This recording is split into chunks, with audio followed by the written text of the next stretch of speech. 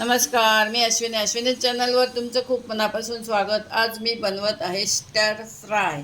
झकास भाजीचाच प्रकार आहे, पण त्याचं नाव आहे स्टर फ्राय। चला तर हे साहित्य असंच नुसतं दाखवून घेतलं आहे। नजर टाका आणि साहित्य जमावून घ्या आणि माझ्यासारखी भाजी बनवा। आपल्याला बनवायचं आहे स्टर फ्राय। त्यासाठी पहा, मी सर्व भाज्या चिरून घेतलेल्या आहेत। आधी पहिल्या भाज्या स्वच्छ धुवायच्या आणि मग चिरून घ्यायच्या आहेत। बारीक चिरायच्या नाही आहेत, थोड्याशा आबडधोबड चिरून घ्यायच्या आहेत। आणि आता ह्या काही भाज्या आपण वाफवून घ्यायच्या आहेत आणि मग बनवायचं आहे स्टर फ्राय। त्याच्यासाठी लागणारे सॉस इथे ठेवले आहेत। शेजवान सॉस, सोया सॉस आणि चिली सॉस। टोमॅटो सॉस ठेवला नाही आहे, पण तोही मी घालणार आहे। व्हेनिगर नाही आहे म्हणून मी लिंबू घालणार आहे। तुमच्याजवळ व्हेनिगर असल्यास याच्यात व्हेनिगर घालू शकता। हे पहा मंडळी, आपण काही भाज्या पाण्यामध्ये वाफवायला ठेवल्या आहेत, म्हणजे शिजवायला ठेवल्या आहेत।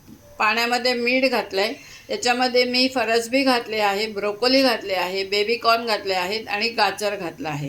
ज्या भाज्या अगदी कठीण असतात त्याच भाज्या मी इथे वाफवायला ठेवल्या आहेत, म्हणजे शिजवायला ठेवल्या आहेत। 5 मिनटं हे पाणी उकळू द्या। मग हे पाणी आपण निथळून टाकायचं आहे। भाजी कोरडी व्हायला पाहिजे।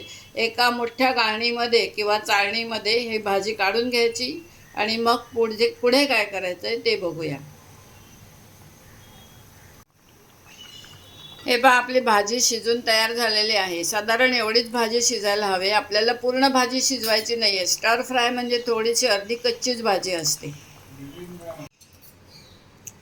आपण गरम पाण्यातून भाजी काढून घेतली आणि पूर्णपणे ही थंड पाण्यात घातलेली आहे। बर्फाचं पाणी किंवा फ्रीजमधलं पाणी, कुठलंही पाणी घेऊ शकता। आता ही पूर्ण भाजी परत थंड झालेली आहे। आता हे पाणी निथळवायचं आहे परत। पण मोठी कढई ठेवून घेतली आहे, तेल घातलं आहे, तेल आणि मस्का एकत्र। आता आपण पुढे काय करायचं आहे ते पाहूया। हे पहा, आपली भाजी तयार झालेली आहे। स्टर फ्राय तयार झालेली आहे। आपण आता ही प्लेटमध्ये काढून घेऊया।